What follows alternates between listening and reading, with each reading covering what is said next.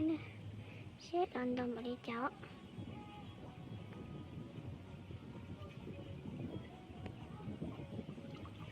Sao được con cá bé thế nhỉ?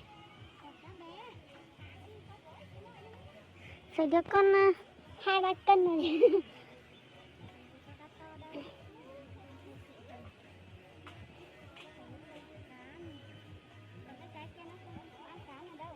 Thế à?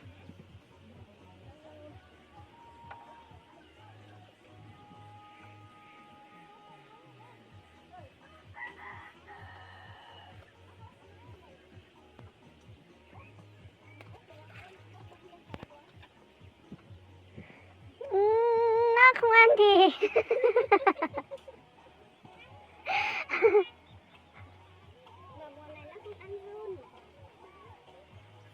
nó không ăn thì làm nào.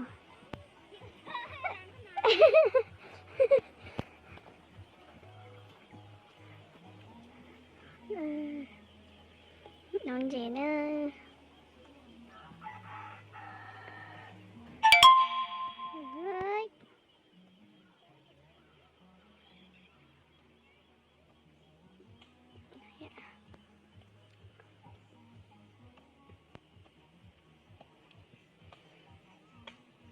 Sẽ thật tuyển chỉ là no với đường cá này.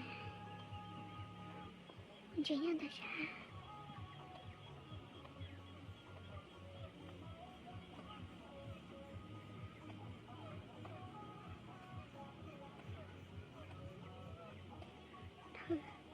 Thì mà thật xe nữa.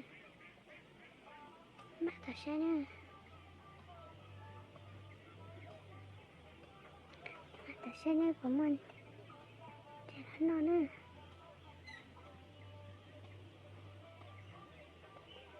Sẽ thì khỏi đánh đôi tí đó.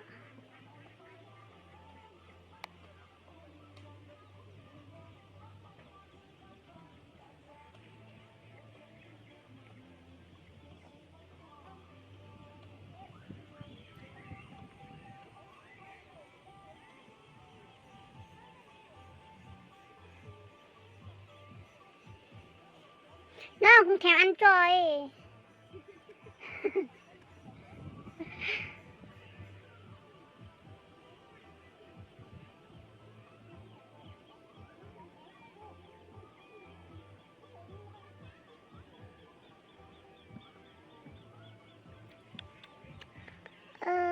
Giờ chị ba bên nọ đi chị cá lẻ đâu.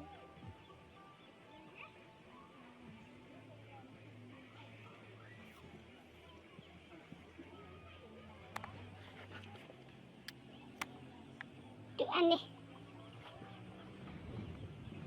Hơi nhiều rồi ba. Cái này rơi hết rồi con đâu.